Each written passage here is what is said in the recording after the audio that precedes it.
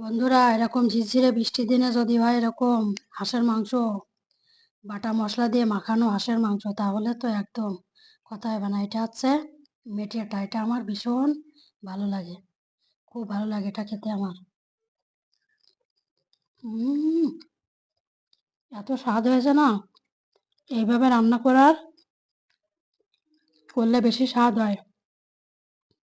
এই যে দেখুন মাংসটা কিভাবে নরম হয়ে গেছে, আর একদম তেল তেল, এই যে এত ভালো না খেতে।